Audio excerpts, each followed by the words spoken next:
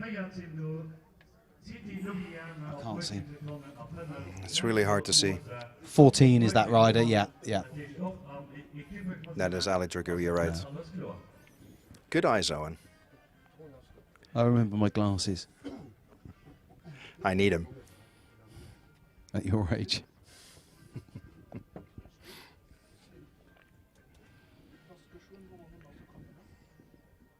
You can see the kind of countryside that we've got round here. It's a little bit more than undulating. I was talking to the Drops team this morning, to Paul Freeman, their DS, about the countryside, and he did liken it to either Wales or the Peak District.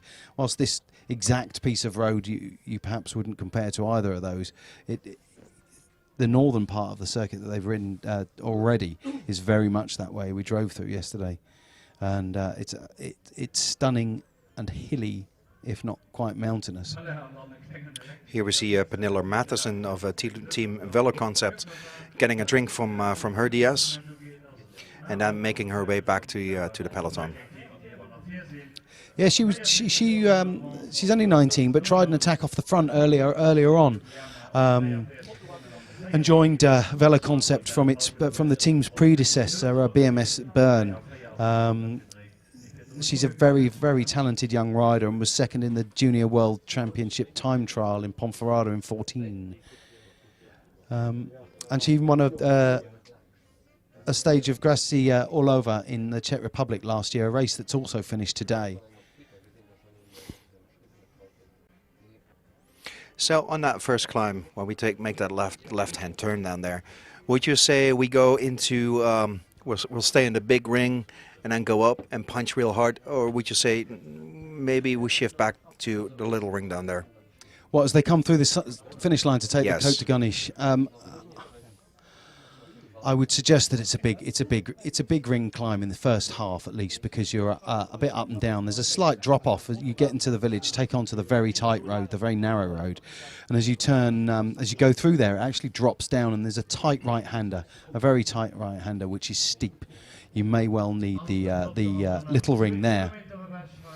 And when we drove this morning, and there were some women who tested the parcours. Some knew it from last year. We talked to Megan Guarnier. She said, no, I don't need to look around. I don't need to ride the local loop because it's the same as last year. Although some other newer girls, they were riding it to see what kind of gear they need, how fast they can do, what position do I need to be. Yeah, Hayley Simmons, the British National Time Trial champion, who rides for WNT. We saw her out on the course, and she it was a bit depressing, really. I appreciate that she's a very she's a professional cyclist, but she wasn't out of breath, and we were able to chat with her as she went up the hill. Yeah. It was not, she was able to chat and it was not going slow. No, she wasn't going slow. She was going damn sight faster than I would, when I wouldn't be able to breathe. Yeah. And that says something. Yeah, thank you. Thank you. No, you're a good rider, Owen. For my age. For your age. We're almost making our way into the loop. And did we pass the 1 kilometer mark yet? No, it's just coming up. Just coming up. On the entrance, on the exit to the village of Darlan. We have the motorbikes, the precursor vehicles to the race, just coming past us now. So you'll be able to see us on the left as they come past. Now it's such a shame to see Ali Dragoo at the back here, having absolutely hammered herself into the ground for her teammates. Now you see looks like it. Now we have the camera here on the finish line. The last 200-300 meters before they cross this finish line. And the Bulls Dalmans women are up front, Kasia and that's Pavlovska, Jip van der Bos all the way up the front. Yeah. So the world champion Amelia Diederiksen. And they're crossing the line right now. Jip van der Bos on the front. 3 riders from Bulls Dalmans on the front, pulling the peloton with the women from Sevella Biglo right behind it. So, looking out the window of our commentary box, the colour is just absolutely fantastic. The blue sky shining down on all the colours of the riders' kit is just fantastic. So a couple of 100 meters before we make that left-hand turn onto the GPM, And as you said, it's all about position, position, position down there. Yeah. Here's a second group by the look of this, or is this a delayed picture? Yeah, it's a delayed picture. So The we other have- woman at the back there, sorry, number 184 is Ricarda Mazzotta, who is a Swiss rider from the Remax cycling team, one of the amateur teams here. And if you follow them up the hill here, they'll go past the Sport Flandern bus that's parked up on the right, and then the peloton will turn left. And this is where it really narrows down. We have a small delay in pictures from the motorbike, so that's why we had the Steadicam down there. That was earlier. There's a lovely festival feel here in Garnish today. It is. It has drinks, food. Yeah, the beer tent, the sausage, the hot dogs again. And here they turn on to the left, and we see this very, very nice view from the top of that GPM, and you can see riders struggling, as we Instantly. said, instantly when they hit the climb. Here we go to the right, little dip before it goes up again. You can see a long line, single file, almost single file, going all the way up. And these riders struggle. These struggle really hard. Ali Dragou here on the back. She must. It's such bad luck to have a broken bike at such a crucial moment as she did have, and to be dropped out it's on the verge of not fair, but that's sport. Here on the back, struggling also, is Luxembourg Edie Rees. She has British parents. I spoke to her yesterday, hence her name, Edie Rees, and was. I think her parents, she was born here in Luxembourg, but her parents come from just north of Manchester. And she's the best English speaker. Laris Wildeels attacking on the front. Together with Vita Heine from Norway. Is that Flavia Oliveira? Flavia Oliveira at the like back. Megan Guarnier sits in fourth position. Flavia is trying hard. With Christine Majerou in her wheel. That's fast. She's pacing it. She's right. hammering it down. I didn't quite see, was Ashley Moulman-Passio there? Yes. Yeah. So you've got the main protagonists there. Here you see the break on the front group and the second group. So even this small climb has caused a gap. Whether that gap will stay away, I'm not entirely certain. But that aggressive riding up there. We spoke to Flavia at the hotel this morning, didn't we? And I think yes. This is what she was hoping to do. She had a bike issue, a mechanical yesterday, which meant that she wasn't able to compete towards the end of the stage. She's looking for revenge against Lady she was Luck. pretty bummed out for that. Yeah, and it shows because full gas on that climb made her across that finish line, across that line over the GPM in first position, and pulling the rest behind her. That means she is powerful. She is strong. It's a hideous feeling of Rebecca Raybould on the back there from the British Team GB. It's a hideous feeling being off the back of a race. It's just barely hanging on there. Yeah, the feeling of desperation as everyone rides away from you. It's only sport, but it's now, horrible. Yeah, it is. But now it's now the peloton is broken. Now it's making sure you do your own race and know what your targets or your goals are, and then find a group that suits you best, and then do your race. When talking to Drops this morning, that their aim for the day, Paul Freeman was saying, is to make sure that Susanna Zorzi and Sofiane Duik are in that front group when a break happens, and then the remaining riders are there to ride their own race from there on. Though they did start the day without Lucy Shaw, so they were down to 5 for the beginning of today's show. And here you can actually see that it's really narrow and really, really steep going down. Like you said, left and right. There's a little and then they have a drop-off. tight left-hander at the bottom. They're just coming up to this tight left-hander. That's really fast. Yeah. And it's still going down. Yeah. I mean, that wasn't it. It's still going down. And you'll see how the motorbike is not able to keep up with the bicycles, partly perhaps because the motorcyclist is sensible and bicycle racers tend not to be, but also because bikes are just quicker. Push bikes, pedal cycles are much quicker. So coming up here to the right-hand turn, then they'll we'll make it turn- up a little bit uphill, and then Yeah. they turn left Yeah. by the cow's left. And then instantly it starts climbing again. Yeah. So it's really, really hard to recover here because you have to get full gas here downhill as well.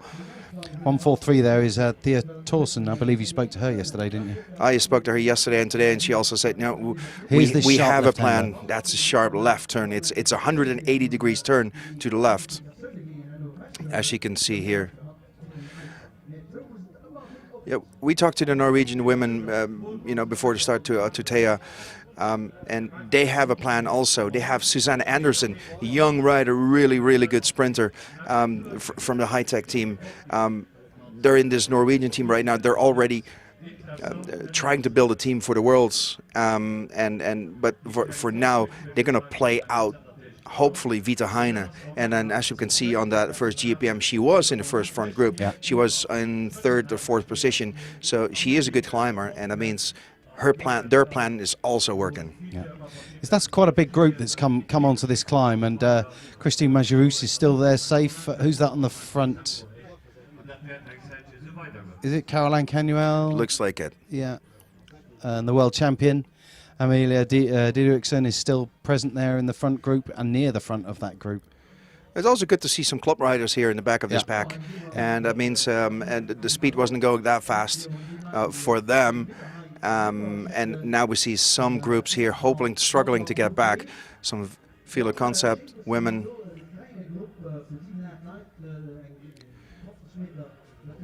Do we see any surprises of being dropped? No, not that I've noticed. There's a Bulls rider there. Is that Jip van der Bos? A couple of Cervelo riders there, I believe.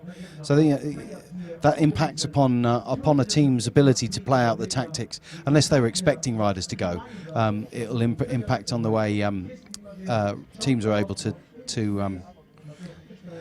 dictate their own tactics. It could be because we saw Jip van der Bos on the big loop Yeah. riding in the front, so Yeah. it could be that she'd done her work, dropped them off on the front of the bottom of that climb, and just now you did your job and just ride your own race. Yeah, I was talking to Brand Savens this morning about the tactics and what they're planning on doing, and essentially marking Ashley Moolman. But he was saying how he makes his plan and then he presents it to the team to see what they want to do, and this sort of inclusivity within the team, sort of democratic management, if you like, which allows riders to express their own opinions on how the tactics should be played out.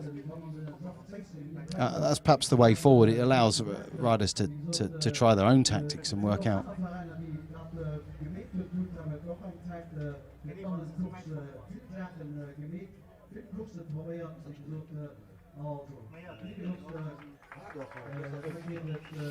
And now you can see that little group that was behind. They're fighting to get back into the bunch and actually succeed, which is good for them. Now they can recover a little bit, gain some more energy before we go into the second harder climb. Yeah, I think we'll see some riders coming back here, and I'm wondering how selective it's going to be. The pace seems to have knocked off.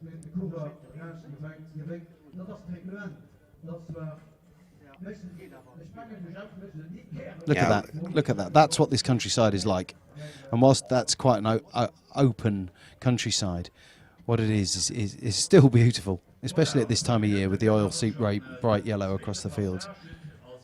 Yeah, you can see the pace is really knocked off here.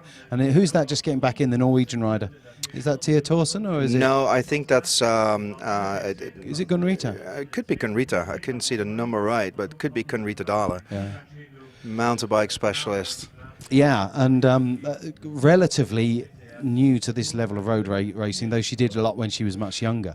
I think we mentioned yesterday that she's a mountain bike legend, really. With absolutely hero for a lot of people. Yeah. We talked to her yesterday, and she was smiling. She was actually really having fun here. Yeah, definitely having fun.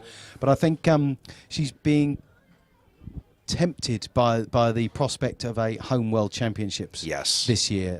The World Championships will be taking place in Bergen and in September, and I think that's tempting to her despite her long career. She's thinking of trying to get into the Norwegian national team and seeing what she can do. To represent your own country at home, well, that must be the biggest pride you kind can of thing get. you dream about. Yeah, I still absolutely. do, Yeah. despite my advancing years. We still have Which are a far world more- championship for journalists at your age. Yes, yeah. I'm in a special category. But my advancing years are far more advanced than Gunri Tadala, by the way. Absolutely, she is a legend on two wheels, and it's good to see her on just a road race bike, and she's doing pretty well also. That bunch is growing, Yeah. as you can see. Some individual riders trying to get back into the bunch, and they succeed. We saw just off 2 riders behind here working the way up, and that's really good to see. Yeah, the pace has certainly been knocked off. And it looks like Martina Weiss from Switzerland from Remax Cycling. She's getting back into this group. She is struggling though, but it's good. Make an effort and come back, and now you can save some energy.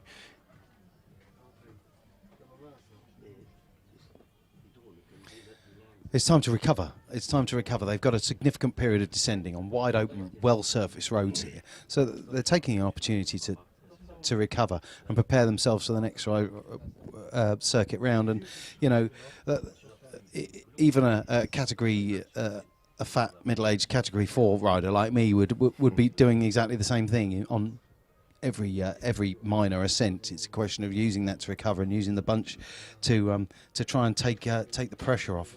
Because you know when you're in the bunch, you save energy because of the draft. Yeah. And then you can easily shift back a little bit, and it's just kind of relaxed in the back. We have about 33 kilometres left to race, and I'm surprised to see such a large group together as we speak. There will be the effect of attrition will come in on the second circuit, and I think we'll see some more fundamental splits then. I also think with the this lap of the circuit containing the first of the mountains points, the second lot of mountain points for the day, I think what we'll see is some attacking from the likes of BTC in order that they can get their rider up there. Anna Stricker up there to keep the jersey. Yeah, would be good to see some attacks there. Yeah. Actually, I want to thank the organization for setting up a really great race on this women's calendar. Really job well done. Their effort and joy is supporting the fact that riders and fans from all over the world will come back here to see this race and ride this race. So that's really good though. Also, I want to thank the communes of Luxembourg, Steinfurt, and Garnish for their support, because they have made an effort to have these start and finishes here and actually make a very good. As I alluded to earlier, that, there's a proper little festival atmosphere going on in this village, and Yes. just behind us. So with about 100 metres to go, there's a barbecue set up. There's people sat in the sunshine, wearing their shorts with their shades on, drinking beer or prosecco or whatever. Yeah. In fact. And supporting these women. Yeah, supporting these women. Yeah, it's not prosecco. It's probably Luxembourgish Cremant. We're going to try it later. A fizzy wine from. We're going to try it later. Absolutely. We should. However, I sounded like Carlton Kirby talking about wine. Then. More and more riders joining this group as we enter the loop. We are in the loop already. We're going into the next climb again. Saves your energy. Eat some, drink some, go to the car and get some bottles for your GC rider. It is a warm day out there, and it's. I'm just trying to think back to a warmer day on the women's calendar so far this year. Have we had one? At the races I've been at, I'm not sure we have. No, rain, cold. Yeah. This is good to see some sun. The Ardennes races last week might have looked sunny, but they were, I can assure you, they were freezing. But especially on this climb, you need to drink, you need to eat. If you don't drink, you can cramp up, and it just hits you instantly. And that's what a lot of riders forget. And not professional maybe, but a lot of amateur riders, don't eat because I only ride for 2 hours. I don't eat it. But yes, if you make an effort like this, you burn your calories. You need your energy. Eating and drinking is so important on a bike. Yeah, I think I misrepresented the remaining distance. Actually, we currently have 41 k's to ride as they come into the village of Dahlen. I think I said 33. I was getting ahead of myself. Yeah. So we're entering the village of Dahlen again. And then we get the second passage to the finish line here. So this should be about 3.5 kilometers to go. Bianca Lust on the back again, but hanging on, she's there. I think if I were her, I'd want to be that little bit closer to get maximum effect from the wind. But we've now got the tight left-hander. You can see the barriers have been padded off. So after they finish they pass the finish line here, they go on to the next GPM, if I'm correct. Yes. So we'll see some attacks down there. Yeah, this time up the Côte de Garniche is the second of the mountains classification climbs, and I am convinced we will see Anna Stricker somewhere near the front trying to consolidate her lead. She's currently in the blue jersey anyway. She started the day in the blue as opposed to the black and pink of the BTC City Ljubljana team. But yeah, I'm certain we'll see her near the front. If not, she's been unable. She's not had the legs to get in there.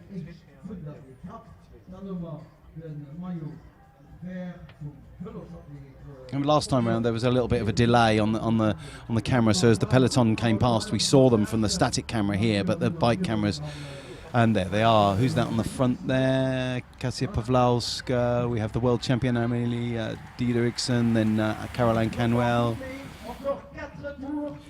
And we also see WNT at the front there. two women of Top Sport Vlaanderen there in the front. Yeah, 184. Ricardo Mazzotta is off the back there, and one of her teammates came round only past the finish line for the first time only about 5 minutes ago, and I saw her getting off her bike as she went up the hill, so she's abandoned. Well, we can watch it again as we see here on the motorbike. We have a little delayed footage from the motorbike, and that's because of the 4G. So the cameras that are here positioned on the finish line are directly going into our systems right here, so we can see that pretty much live. And then the footage from the motorbike is a little bit delayed. So good they showed it twice. Exactly. How about that?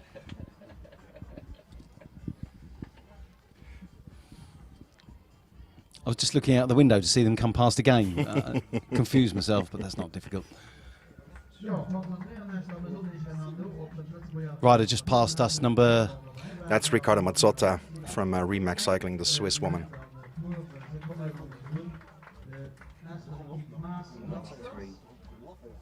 That's Rebecca Carter of WNT Pro Cycling.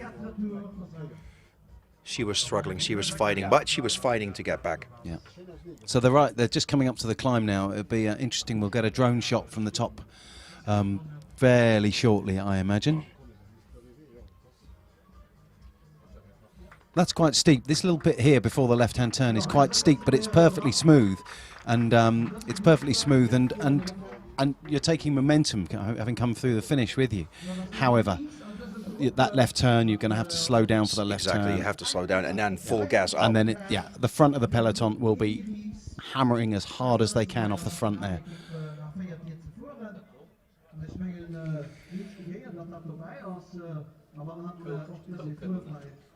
But no, it appears fairly benign there at the front, and whilst we're losing riders from the back here.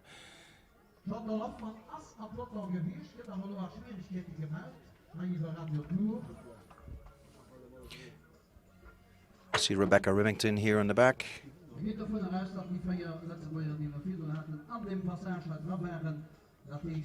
This is the moment where you turn right, it kicks up pretty steeply. I would suggest 8 or 9%. and this is perhaps where it'll be going on at the front. But no, it's been taken pretty steady there. You have Anna Stricker on the front. You'll see here in the blue jersey on her green Scott bike. We see Pavlovska Pavlovska's talking to her. We'll let you go. Go on. Push, push, push, push. Yeah, I think. And we see Flavia again on third position. So she's keen to do very well here and try to be on front on every climb. I imagine that Flavia will now be pushing hard to carry that onto the descent. How does she descend? Do you know? I don't know, to be honest.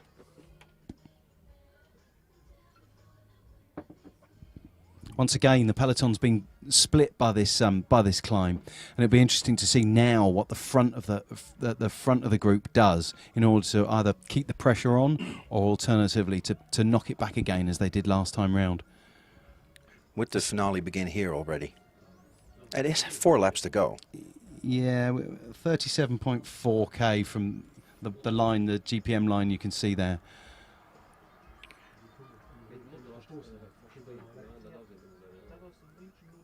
And the motorcycle cameraman is going to that front group.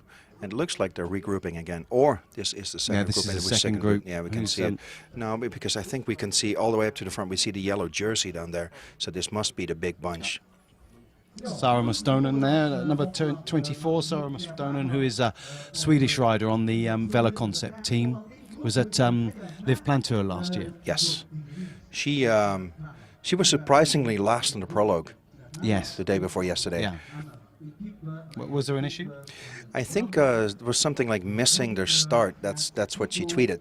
So it could be that she misread her start timing, or maybe she had a mechanical on the start. That could be it as well. And, you know, the race stops for nobody, not even for Sarah Mustonen. Yeah. You see this long line going downhill, and it is going fast here. It's good to see. Great. That's steep. You know, the camera doesn't show just how steep that is. It shows the elevation, but it doesn't show how steep that is. That is steep. It would be fun going down there, but I don't know if I personally am brave enough to do that in a group. You have constantly need your hands on the brake there. Because if you make any mistake, you can take 2, 3, 4 other riders with you. We've just got some back markers coming through the line here. Number 83 and number 45. 83 being Pauline Royker. It's a Dutch name. And Annalisa Cucinetta. And Pauline, Park Hotel rider, Pauline Roy. How do I say that properly? Try it. Well, I'd say Roy Jackers. There you go, Roy Jackers.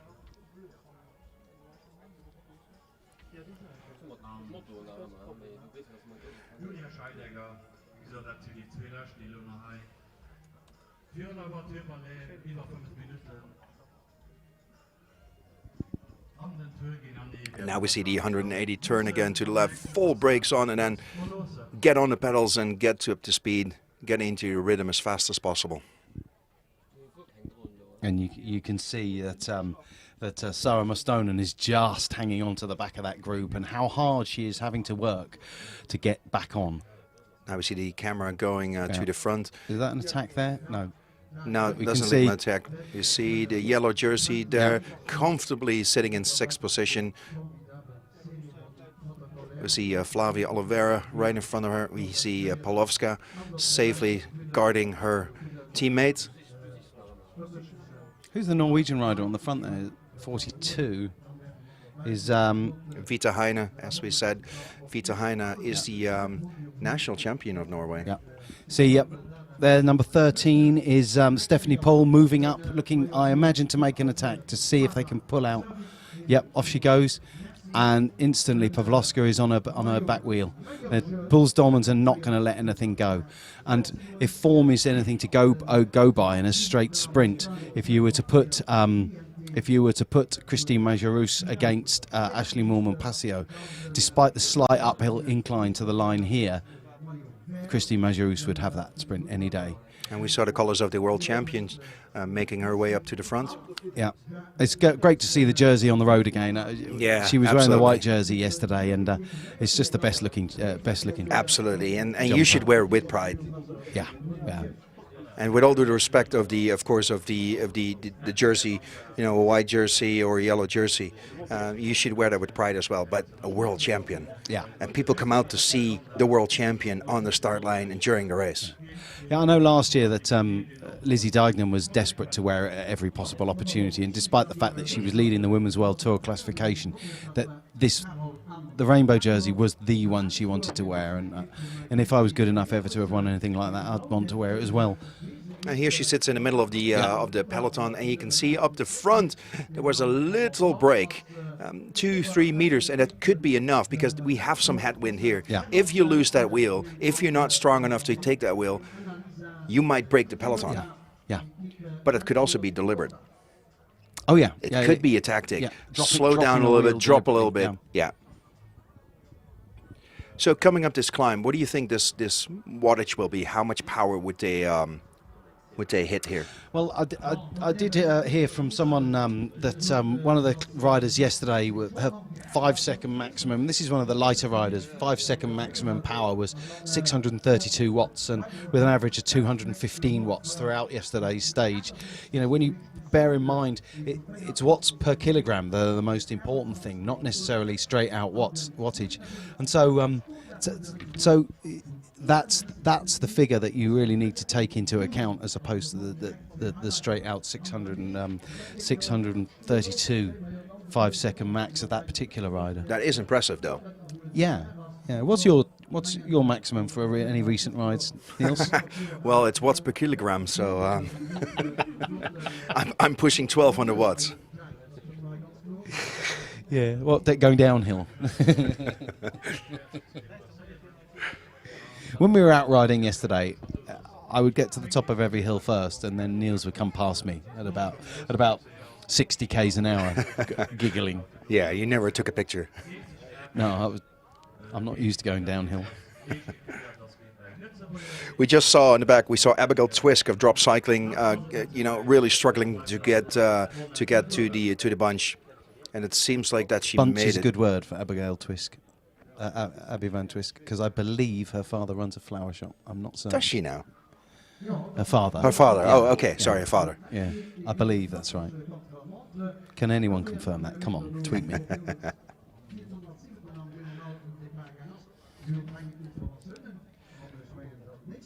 So we have results from the Queen of the Mountain, number 53, Anne-Zita Marie Stricker of City Ljubljana. She crossed that line first. Then we have Marie Vilman. She passes that line second. And number 35, Flavia Oliveira of Lars Woudils as third. Maths never was my strong point, but I do believe that puts Anna Stricker on 20 points. She won 2 yesterday and 2 today. That means can she be beaten already? Well, with only 1 left, I think Marie Vilman will be the closest to her. But as I say, maths never was my strong point. There's a little break here on the descent, though the rest of the peloton seemed to have been taking it relatively easy. 10 seconds ago, someone's decided to light it up.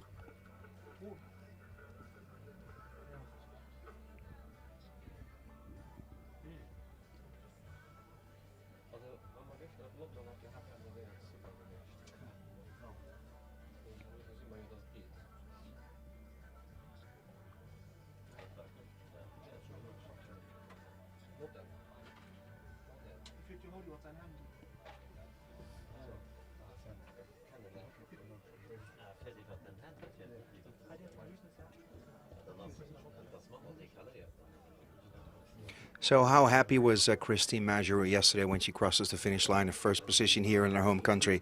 You can see actually the relief of her face. Yeah, I think there was an element of relief, but also I think it was one of those moments where her face would have been hurting from the amount she was smiling. She was very, very, very chuffed. And as I asked her how she'd feel today, and she said, "I think I might be in a good mood," which probably a little bit of an understatement, but that's how she put it. And I think it's good for a race to have a home rider winning it. It gets more support within the country, and its support here that a race like this needs, as well as from internationally. Exactly. It needs support of the local communities and councils and local businesses in order to keep it going. Well, talk about local communities. Maybe it's time for now to go to some commercial break in a while.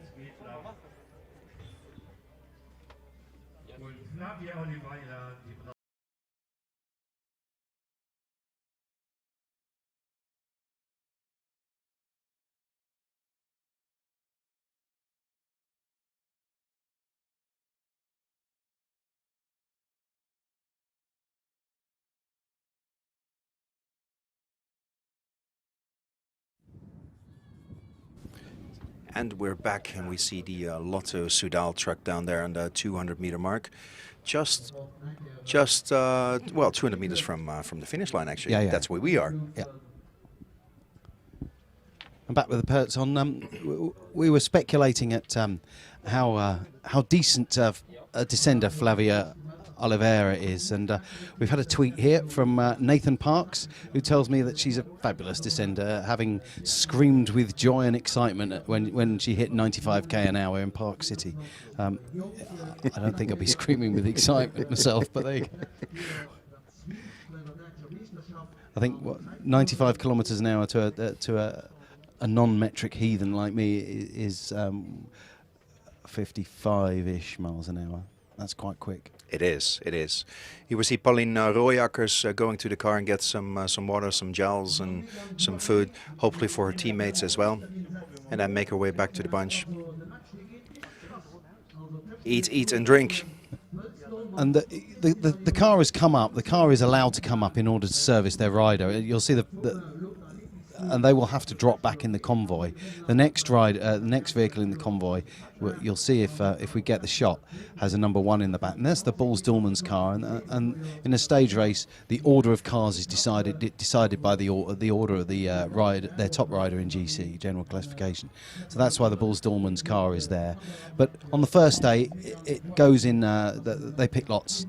And so it's a question of luck as to where you are in the convoy, and on narrow roads that's often it's decisive.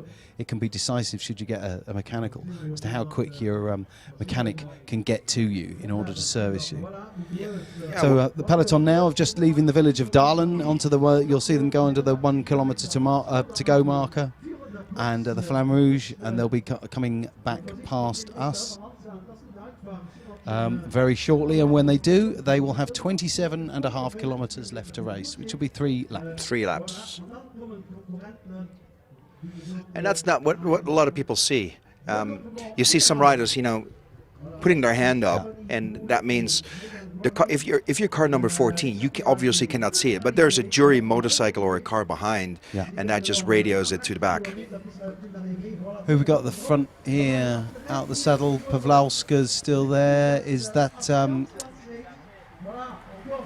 Gunrita Dahl up the front? Yeah, she's certainly making a mark, isn't she, Gunrita? Absolutely, she works for her teammates really, really good. Yeah. We see the blue jersey there up the front, and that group is getting smaller and smaller. I have to tell you. That's down to, I would suggest, 35 to 40 riders. And let's see that in rerun again. It won't happen this time. Of course it will. It looks like it's the sun's gone in there. It hasn't. It's still gorgeous, by the way.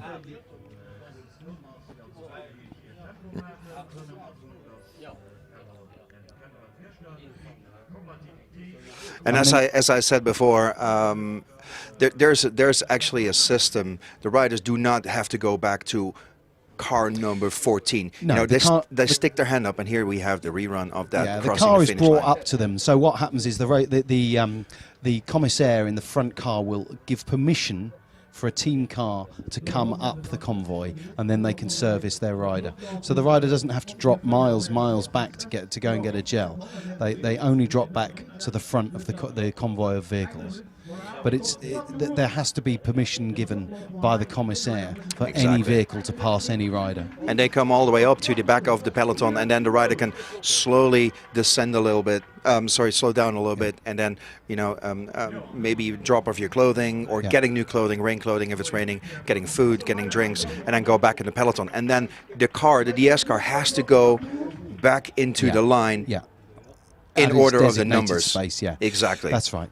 What we've just seen here at the finish line is another group just come past us. That group is around 20 riders, and vehicles, the team vehicles, team support vehicles, are being called through into the gap between the two groups. So that means the gap is in excess of 30 seconds. They won't allow it to happen often until it's up to about a minute. And that's also a nice thing if you go to the race. You don't often see these things on television, but when you're at a race, you see those things. You see the struggle and the positioning of those cars behind, and that's actually pretty good to see. It's fun to be at a race. It's not only the riders; it's everything around it. That's good to see. And over the line, though we haven't been able to see the front of the peloton since, Stephanie Pohl from Cervelo Bigla has gone off the front and is being followed by Megan Garnier. So we do have an attack off the front, as I suggested might happen at some stage on this particular climb. We're climbing again. Here in the back we see Jelena Eric, and here we see the summit of that climb. And that looks like Lotte Lepisto on front. That is Stephanie Pohl on the front. I'm sorry. There. Is that No, it's Ashley Moolman-Passio just behind Megan Guarnier. Megan Guarnier. And again, we've got a group forming off the front, and with 27.6 kilometres to go from this particular point, it'll be interesting to see whether or not now the pressure goes on, or whether there'll just be that little bit easing into the headwind as they go up the second climb. But you see actually the group getting smaller and smaller, and that means the pace is going up. The finale is getting closer and closer. Your car is only allowed into that gap if you have a rider in the group at the front. You don't have to go through and go past all your riders.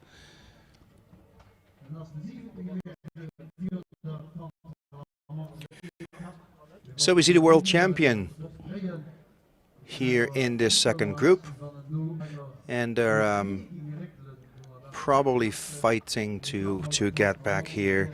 And we see Stephanie Pohl in this group, Gunrita Dala in this group, but I think they joining them. That's what I think. Yeah. This is a group of about 40 riders, with Kat Hannes in the back, Lance World Quota. She's decent at going uphill. Yeah. Yeah.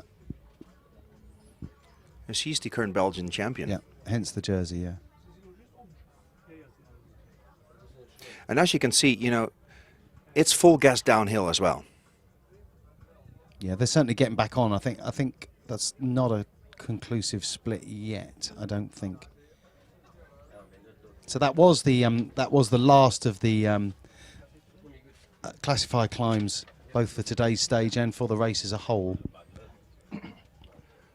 And we were just waiting for the results to see who has scored the points. I'd suggest that with Anna Stricken nowhere near, that she's happy with what she's got.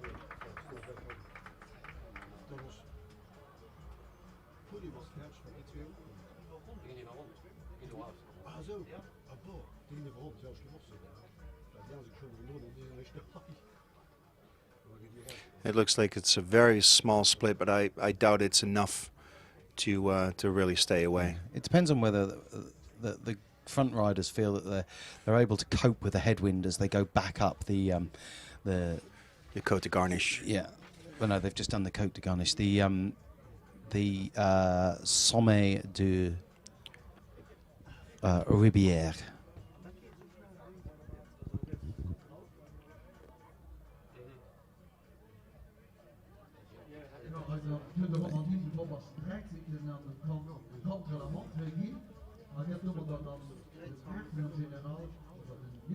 Here you go. Here's that very tight left-hander. It is tight. And then into the headwind, as we've said before. And you do this 180 turn, you really have to go full on brakes and then full on the pedals again, because the front group has already had like a 30-40 meter lead, and they're already in pace, they're already on the pedals. So if you're a little behind in this group, you have to get on the pedals and work twice as hard to get back. Yeah.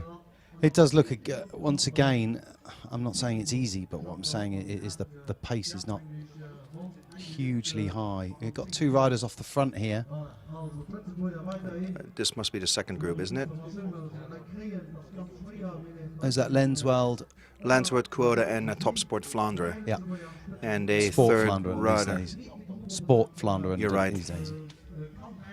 As with their men's Pro Conti team. Guil d'Or. Yeah.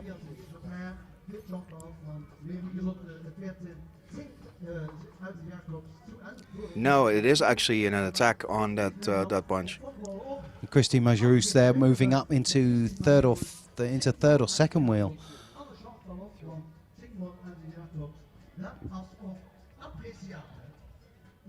I didn't see who those 2 were, but I wonder whether they're any threat to the general classification.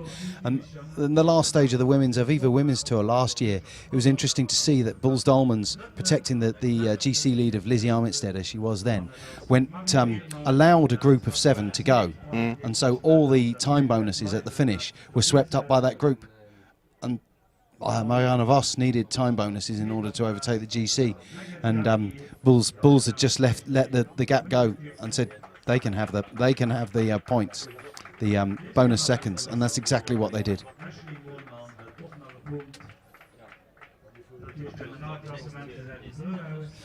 And we see some riders here taking out of the race. Yeah.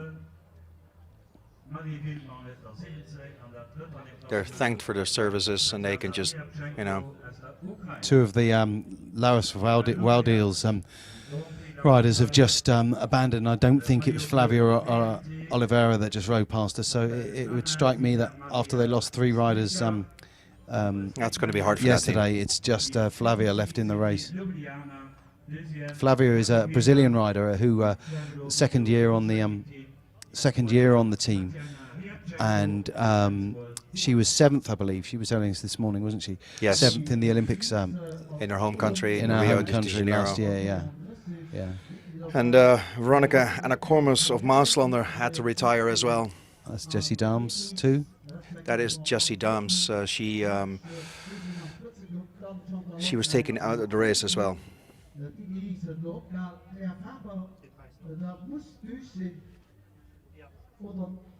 It'd be interesting to know which group this is that's on the screen at the moment. Is this a second group? And does a group remain up the road?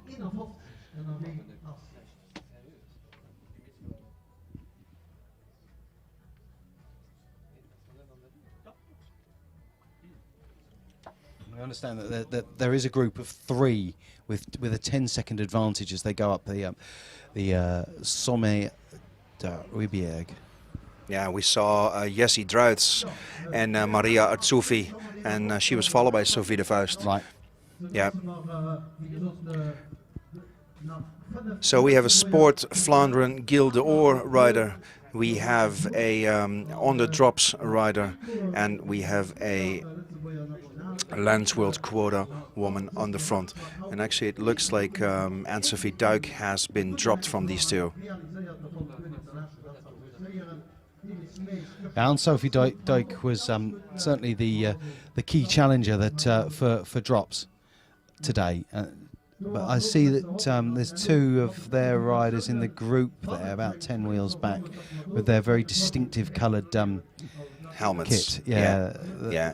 Their kit. The colour of their helmets matches the colour of their bikes, and they're just fantastic looking. It is fantastic, and it's good. She is 9th in GC, yeah, and they're doing a really, really good job. And having 2 riders in this front group is really good with the team.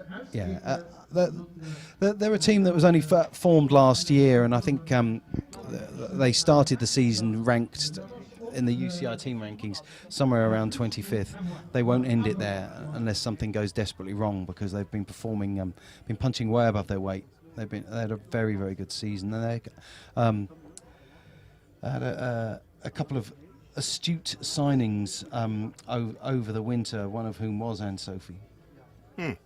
And it's confirmed that she is in that bunch together with a teammate. Yeah. And it could be that the tactics from that team is, no, don't go into the break. Yeah. Just stay back and go to a teammate and just relax here. You're in a good position. You're in a very good position in staying in 9th position, or even move up a little bit, but just don't put a lot of energy into an attack.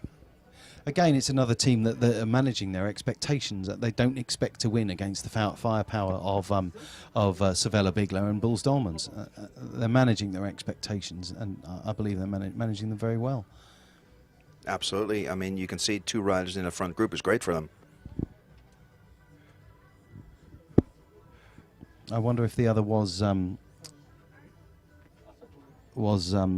Zorzi. And the front? Yeah, in the her. front group. The duties of their teammates was to make sure that those two were in that front group. That Susanna Zorzi and Sophie Doik were in that group. And another rider has abandoned. That's Julia Scheidecker. She was actually the first that went out in the prologue as first rider. Yeah, she was. Yeah. Yeah. So she can proudly say that at one stage in this race she did hold the virtual lead. Exactly.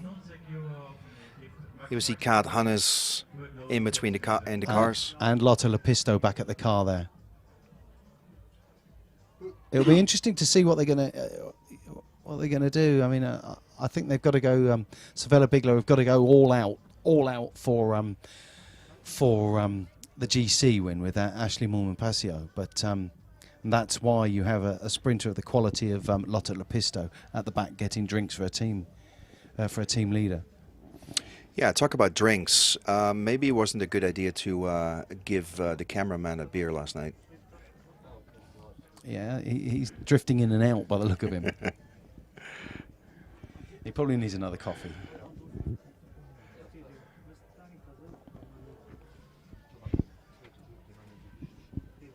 And if this is the leading group again, you know, we have that number 115 there, Emily Nelson from the Great Britain team, and there's one of her teammates is just ahead. That's an achievement for them to manage to remain in the group. I think 115 is Mel Lowther, and Emily Nelson is 116, who's the rider just ahead of her in the group.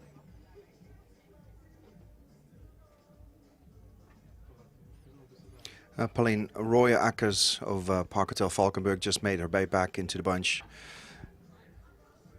And now the group is those 3 groups are back together again. There's 3 small groups. Yeah. And the gap of the 2 in the front has gone down to about 5 seconds. Right. So I don't know if they're already caught or they will be caught. I certainly can't see them off the front there.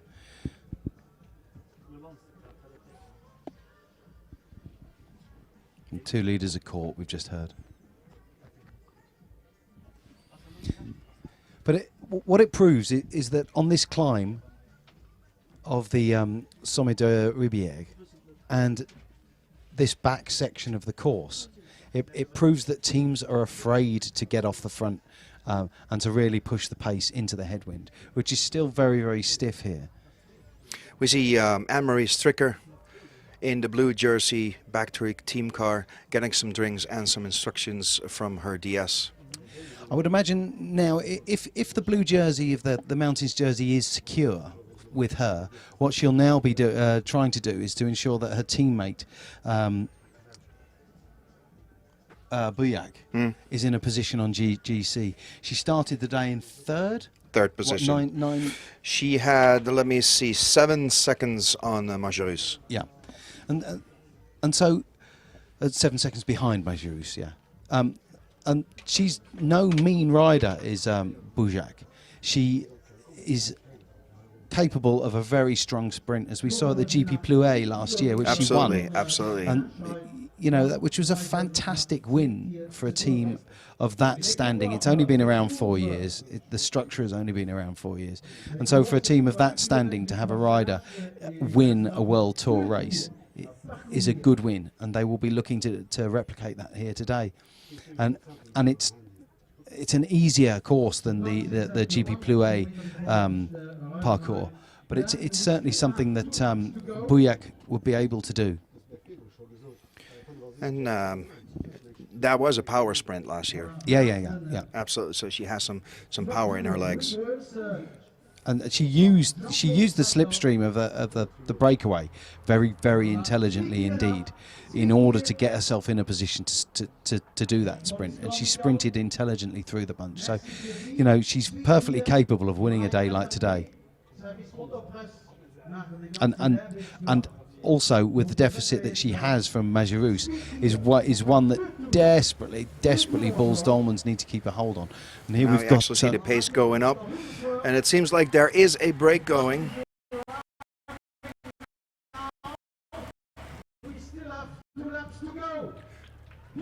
We have a break of Diedericks and yeah.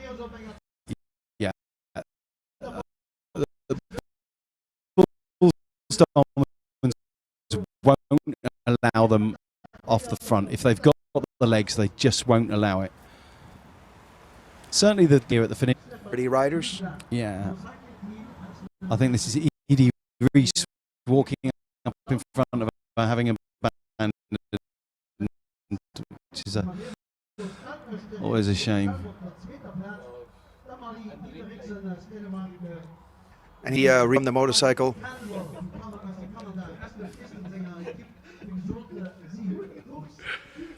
Crossing that finish line.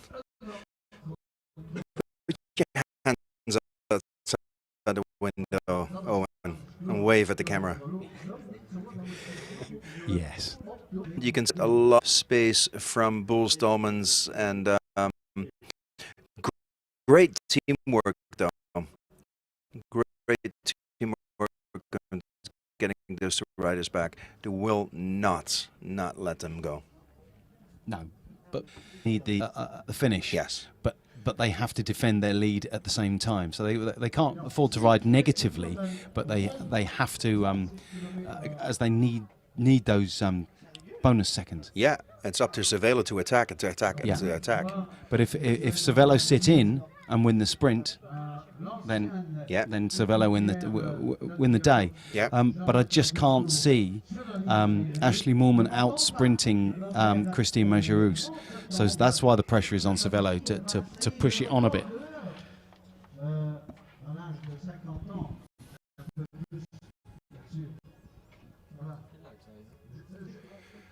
So how many kilometers do we have to go to that finish? Should be. So we just under 20 kilometres left to go, and we'll know who will have won the 10th edition of Festival Elsy Jacobs.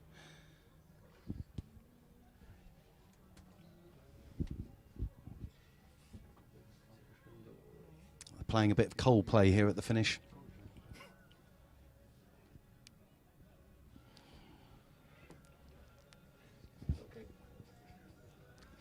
And here we are at the top of the climb. We see Ashley Moorman pushing it on there with Megan Guarnier on her wheel and Christine Majerus right behind her. And again, Flavia Oliveira, off she goes, pushing hard over the top.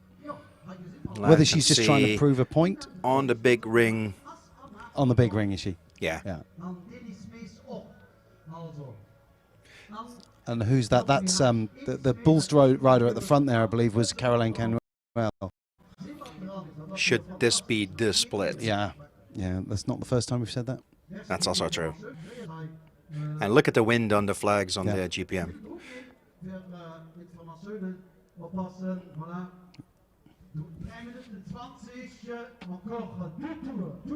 And Sophie Harsh on the back of the sponge, struggling to hang on the pedals, together with Kat Hannes of Lance World Quota.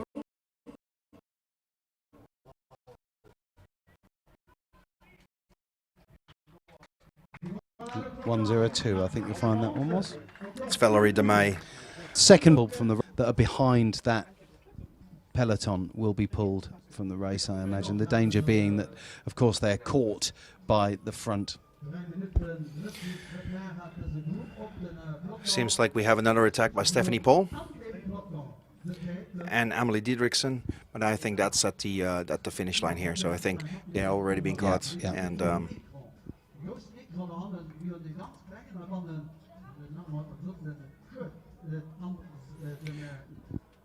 into the fast descent again. And hoping that the cameraman is able to move forward to that front group.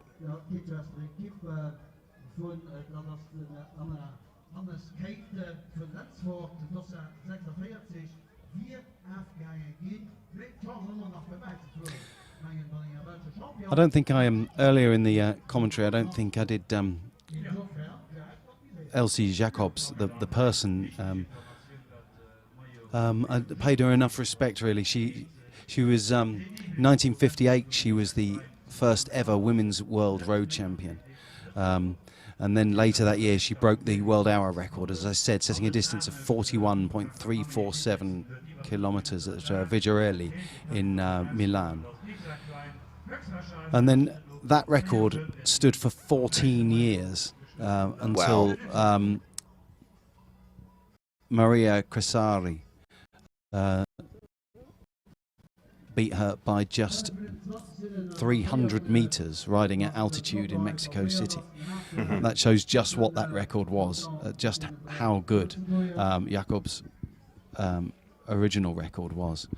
And so hers is a name that should always be associated with the development of women's cycling, the first ever world champion and a long lasting world hour record. And that's why this race is important to remember, one of the sort of trailblazers for women's professional cycling. An hour record is a really big thing. Yeah, and it's good to see it sort of come back into fashion. Yes. Over the last 3-4 years when the UCI changed the rules. And some people may find sitting for an hour watching someone go round in circles boring, but you just have to imagine the hideous discomfort that anyone who's trying to do it undergoes. It's a great experience. I had the luck to see the hour attempt of Rowan Dennis in Switzerland, and it was crowded. Yeah. Everybody wanted to see it. It is a very passionate ride. Again, Megan Guarnier at the front doing the hard work. Christine Majerus at or near the front, but never in the wind, protecting herself from the wind. Very comfortable. On the climb. Yeah, she looks very comfortable. Yes. But there is someone's pushing on there, and we can't see who it is. But a straight reaction from Majerus. Yeah.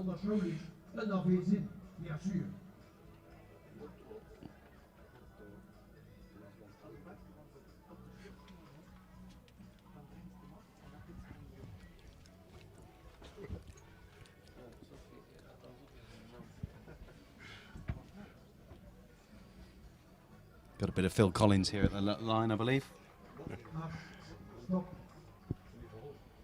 Yes, I'm that old. Yeah, I am. Yeah. It's not that long ago. Yeah, but it's incredibly untrendy. A bit like me, really. And I've still got my jumper on, despite the fact it's 20 degrees. It is warm in here, though. Let me see how many degrees it is. It's sunny. It's 20 degrees. You're right. Yeah. I'm an Englishman. I'm worried about the weather constantly. Rain at home tomorrow, I believe.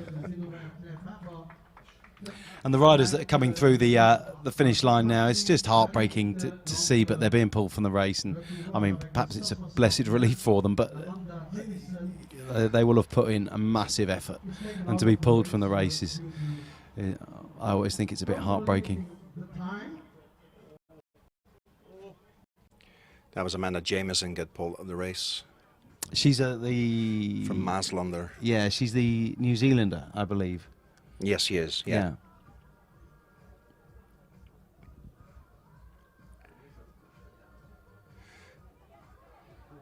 This is a bit of a spread here, and I don't think we've seen as long a line up this climb throughout the race.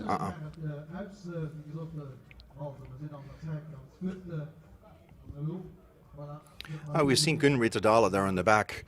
She is always in the back of the peloton, but not struggling. No. Sitting comfortably in the back. And that has also to do with experience of riding in the peloton. Yeah. And knowing knowing her body at her age at 44, having been competing at the world's highest level, whilst it may be in mountain biking, she will know how to manage her effort and exactly what she has left. Yeah, but look at it. She was in the group here to the right, Yeah. sitting comfortably, and those women were dropped from the peloton, and she easily Yeah. made her way up to the peloton again. That means how much you see how much power she has left.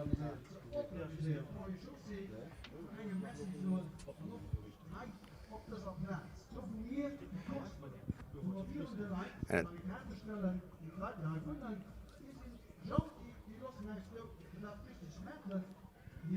And this is the desperate chase to stay in.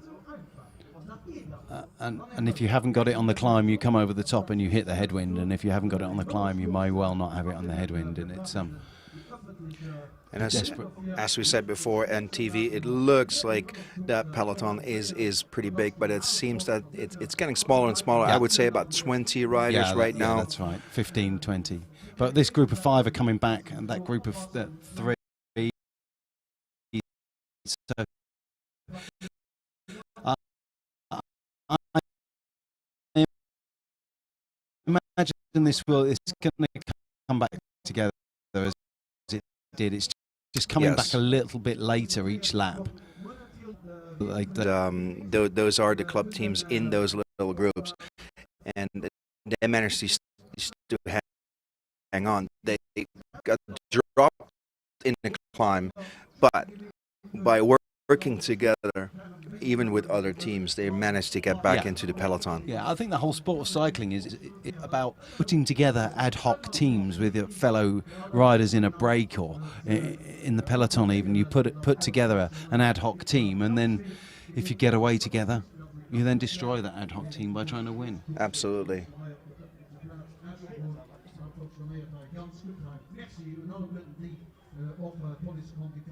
Ministère des Transports die STO moet ondersteunen. Ook die vierde vandaag, omdat dit door heel die merci door raken einfach veel aan voor organisateur.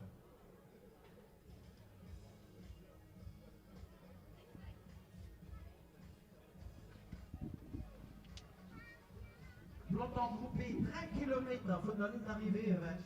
Peloton groupé à 3 km du passage de la ligne d'arrivée. So it seems they have about 3 kilometers to go before they pass the finish line here in Garnish.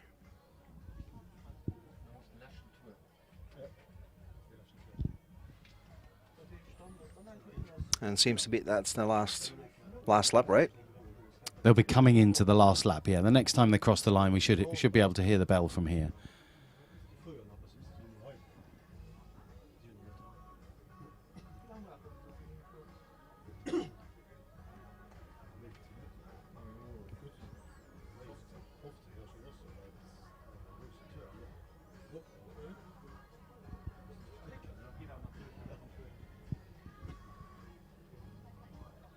Just this little dig as they're coming into the village, and then they'll take the sharp left-hand turn and head back towards us here.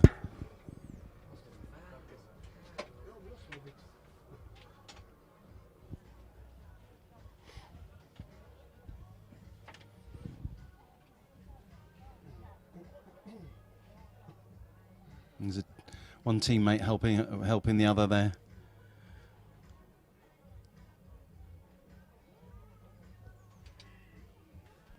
Who's the drops rider there? 71 is Susanna Zorzi.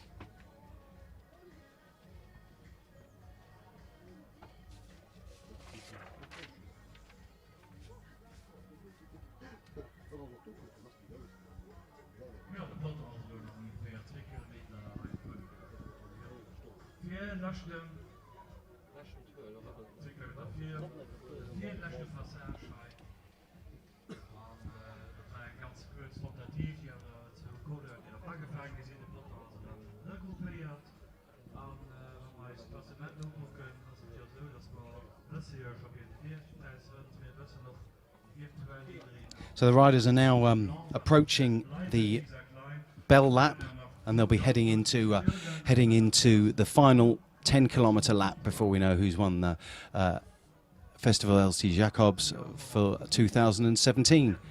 It's been in a 111-kilometre stage today. And 96 riders set off from Garnish here west of Luxembourg before heading north on a large 50-kilometre circuit, heading up towards the town of Mersch, and then heading back down southwest, back towards the small finishing circuit of 10 kilometres. They've done those 10 kilometres circuits now. This will be coming to the end of the fourth of those circuits. We've had 3 classified climbs, 2 of which were won by Anna Stricker from BTC City Ljubljana, and the other was won by Niels. Sorry to surprise you. Again. But won by Mary Vilman. Mary Vilman from Cervelo Bigla. And then we've seen all the main contenders at the front. We haven't seen any significant action from either Christine Majerus, who currently sits in the yellow jersey, or from Ashley Moolman-Passio, who is in second place on GC. Equally, Eugenia Bujak from BTC City Ljubljana, who sits in third position. We haven't seen her, though her teammate Stricker is the rider who has, we believe, won the mountains classification here in Garnish. So here we have the camera on the finish line, approaching the last 250 meters before they hit the bell. And as you said, Owen, all the favorites are in the front. And it looks like, are we going for a last attack on the last 2 climbs? Or is this the group that is going to sprint for victory? Yeah, my feeling is now that it's now all or nothing, and that Cervelo Bigla will be trying to get away, trying to put Ashley Moolman-Passio in a significant lead in order that she can win the maximum bonus points on the arrival at the line.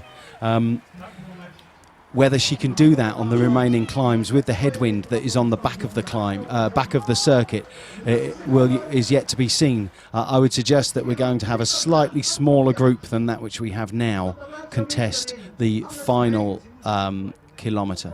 Going into that first lap was pulling the peloton, Lens World Quota, Tatiana Ryabchenko pulling the peloton away, speeding up. And the only thing I can say, I think this group is getting smaller and smaller once we hit those 2 climbs. Yeah, certainly Cervelo have to do something. I don't think they'll be happy to settle for a place. They will definitely want Ashley Moolman-Passio to win the general classification. I can't see them changing their strategy and trying to win the sprint with Lotte Lepisto, who is, after all, one of the best sprinters in the women's peloton. That's also good for Lens World Quota. As I said, Ryabchenko was pulling out a peloton. Her teammate Marigiulia Confalonieri, she currently holds the 7th position.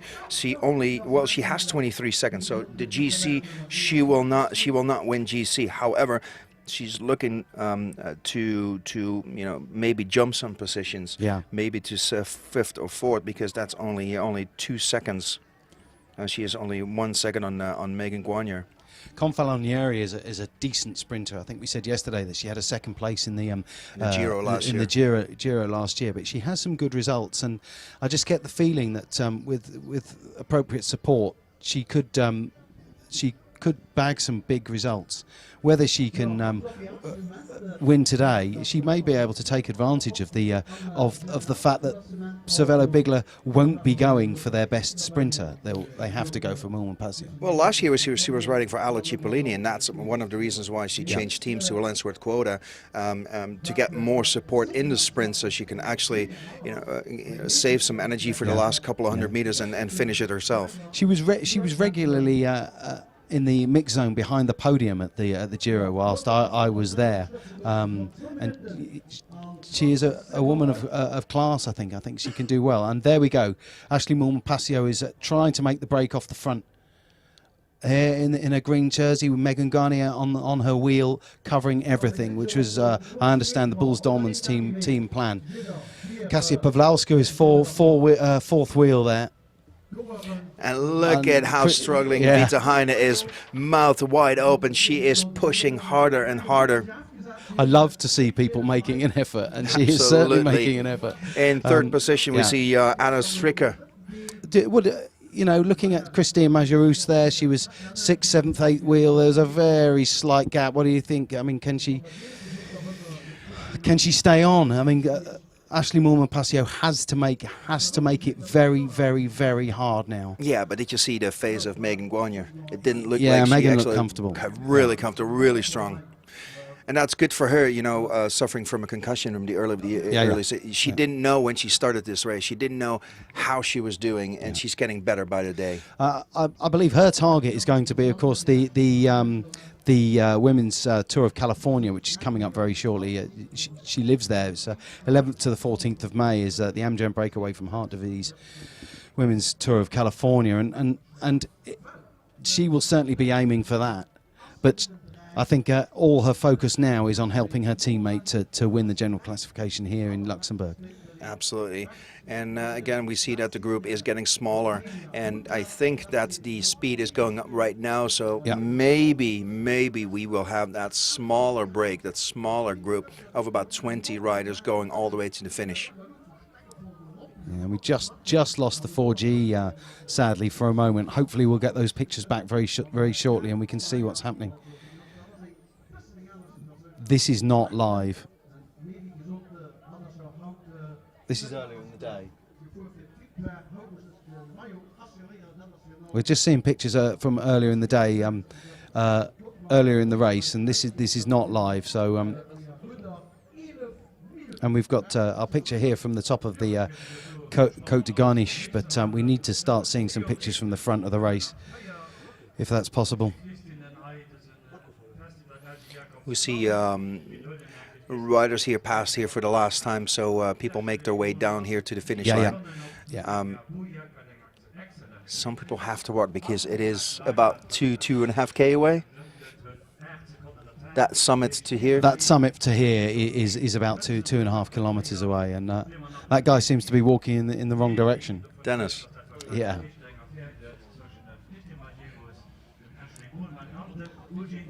And here we can see the Sommet de Ribière. We'd like to see, and we've got some of the vehicles, or is this the peloton coming through now? This is the front vehicle that you can see here. We clearly lost the picture from our motorcycle cameraman.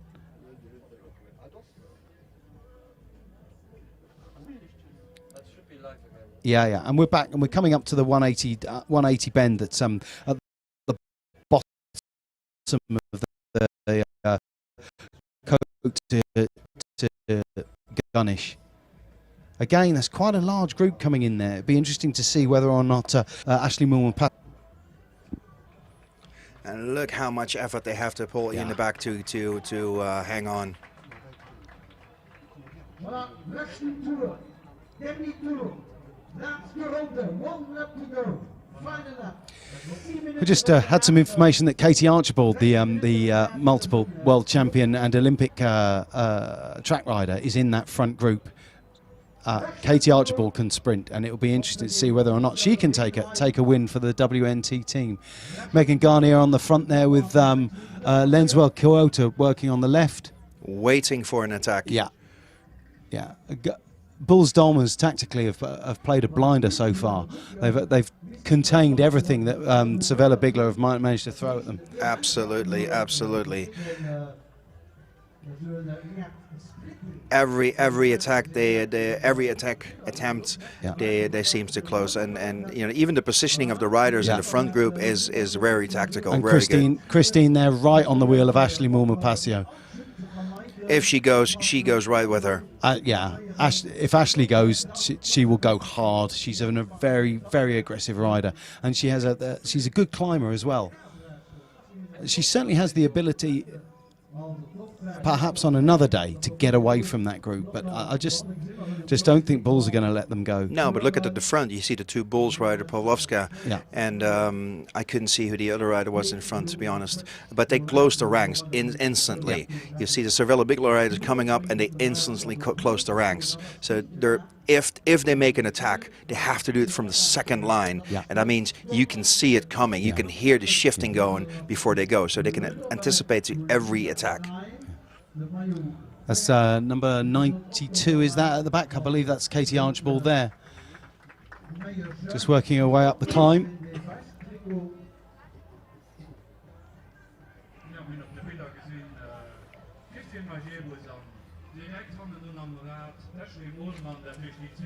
So we're in the last lap of this 111k stage from garnish to garnish.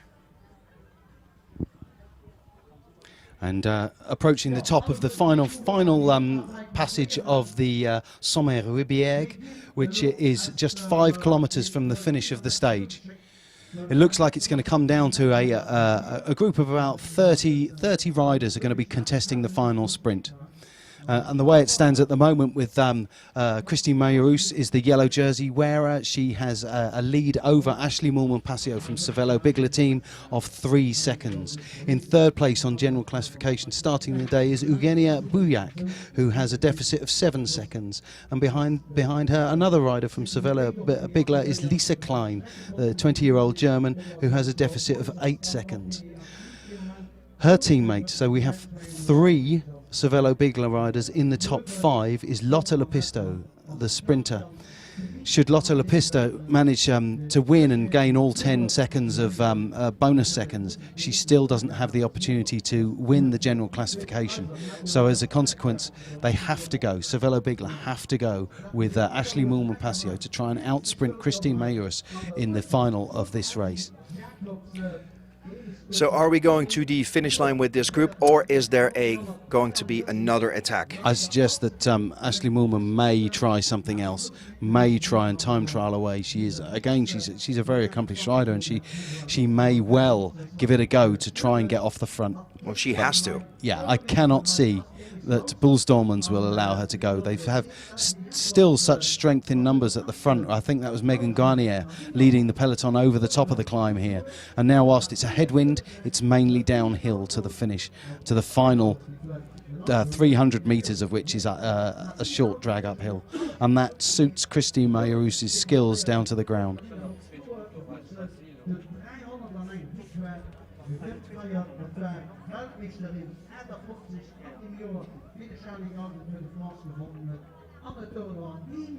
And basically everything she did, Majerus, this weekend was doing everything right.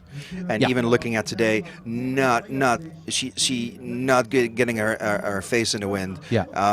Saving energy, make sure that other riders work for you, Yeah. but accept it. Yeah, yeah, and she's ridden perfectly. Her team have ridden perfectly. It wouldn't surprise me if you see the world champion there moving up to try and protect her in the very final few kilometres. Should she win, she will be the first Luxembourg rider to win. The first edition of this race in 2008 was a one-day race where Monia Baccaya, an Italian rider, managed to win. The following year it was Svetlana Stolbova. Then in 2010, Emma Pooley, the British rider, won this race. And the following year, Marianne Vos won the first of 3 successive events in 2011. The following 2 years, and from 2012, this has been a 3-day stage race. Vos winning the first 12 and 13, with her then teammate Anna van der Breggen winning in 14 and 15. And only last year was that broken with Kasia Niewiadoma, the Polish, winning this race. But also she was on the same team as both Vos and Anna van der Breggen. So the team has been dominated by the race has been dominated by Dutch teams in recent years, and I imagine that's going to happen again here, with Bulls Dolmans being a Dutch team.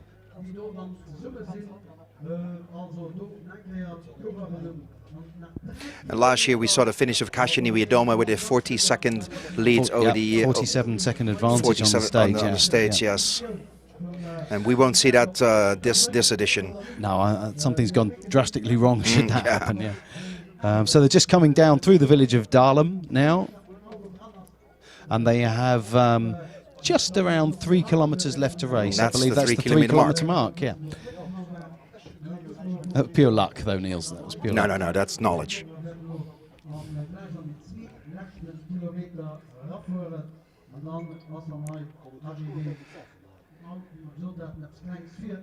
It looks like they consolidate a little bit. Yeah. Speeds off, saving some energy.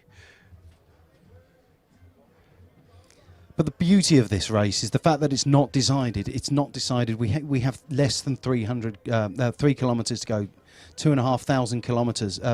I'll start again, shall I? 2,500 metres left to race, and we have no idea which of 3 women is going to win the general classification. Well, it could be a surprise from another rider as well, though. But for the general classification, General classification, exactly. Yeah, but we're also looking fantastic. for the stage win. Yeah. It could be a very, very big surprise. None of those riders make it to the finish line in first position. We might see a very good surprise from other riders. That, Hayley Simmons from is still in the group there on the right-hand side, the British National Time Trial Champion. We saw her out on the course this morning, didn't we? And we still see on the back of this bunch Pauline Royakkers of Park Hotel Valkenburg in the back. And she's comfortably in this group, though. So, who are you going for the stage win then, Niels? Well, tactically from these two teams, well, we talked about these. It's Mascherus or it's Mulman. Yeah. I think I'm going to stay with these two. None of the other riders from those teams will win this race. And we see here Carol Ann Kenwell Job well done, yeah. And she's behind. Yeah.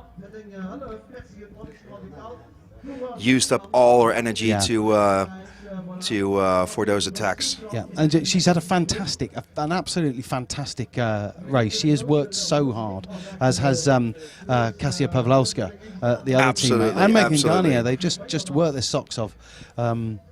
And that's what wins races, teamwork. Absolutely. Now it's up to Christine Majerus herself to finish it. Yeah, 1,500 metres to go. 1,500 metres to go. And meters. let's see, hopefully we get some shot from the camera here on the finish line so we can see the finish live. It's about 1,500 metres to go, and it's very exciting. Who will win this stage and who will win this GC in Elsy Jacobs? You still haven't given me a prediction who's going to win the stage. I have to. Yes. I'm gonna say Mulman. Really? I'm going to say Christine Majerus. So looking out the window here of our commentary box, we can see all the motorbikes coming past us. Blue lights flashing as they approach us. You can see them there on your screen. Passing the 300 meter mark. And the riders are going to come into view any second now. There they are, and the pace is going up, and we see Christine Majerus in the middle, safely. She's in a perfect position, riding the wheel of Mulman Passia herself, and she's opening up her sprint out the saddle. Here she Look at that, and it's going to be a surprise. It's going to be a surprise winner. It's going to be. It's finished in third place. She should take the general classification. But I didn't see the number for the second placed rider from B Pink. From BTC City Ljubljana. And who was the first place rider? I couldn't see. We're just waiting on confirmation from the results. But it was an exciting and powerful sprint. I did expect Majerus to win that, but she didn't quite. As I said, it was a surprise win. Yeah. It was a surprise but win. I think she's got the general classification because if Bouillac was in second place, she will have gained only 6 seconds, whilst Christine Majerus got 4 seconds bonus point, and her deficit at the start of the day was only was 7. So the difference. Elise Delzen? It could be Delzen of Lotte Soudal. That's a big win for Elise Delzen. That is absolutely she a hasn't big had win. a win for quite some time. Plus, she's 8th in the GC. Yeah. With 23 seconds, so she will get 10 bonification seconds as well. Yeah. I believe it's We're just waiting Elise for Delzen. Just waiting for confirmation for the.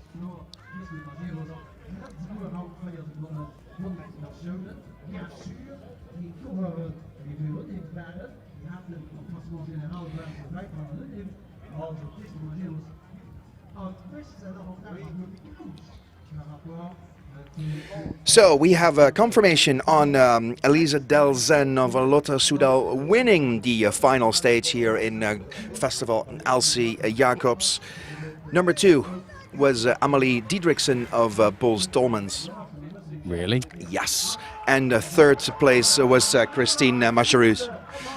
And we're just seeing some of the back markers here sprinting for places. It's just fantastic to see Absolutely, that riders haven't given up. absolutely. They are racers. They are racers, and losing a sprint isn't in their DNA. It's fantastic to see them do that.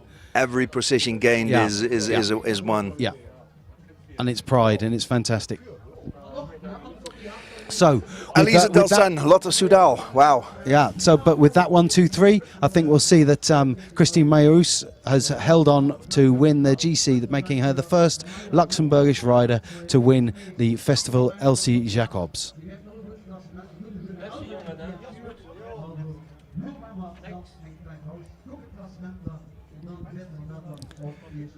That was really exciting, though. That finish was Yeah. really exciting. That was unexpected, though. Let's go to some commercial break. I need to know.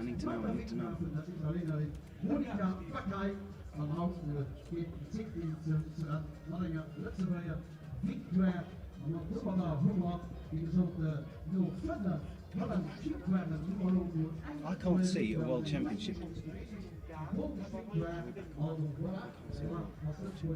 Just heard here.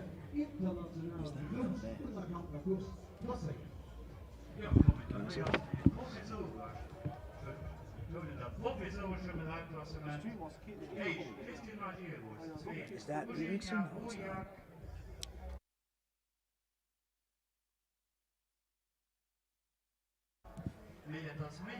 So we just heard that Eugenia Buyak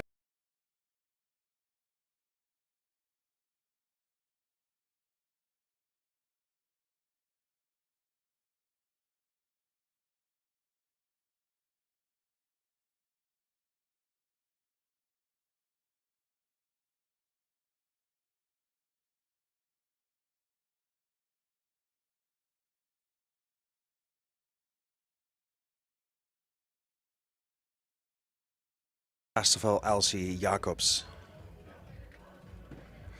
So we couldn't get any confirmation yet on second and third position, but we do have a confirmation that Christine Machereus also won Yeah. the points classification. Christine has won the general classification. The unconfirmed top 4 that we have for you at the moment for the stage is that Elise Delzen, the Lotto Soudal rider, won the stage. Amelie Diedrichsen was second. Third was Eugenia Buyak, and fourth was Christine Machereus. We need to wait on confirmation of those. But what do you reckon?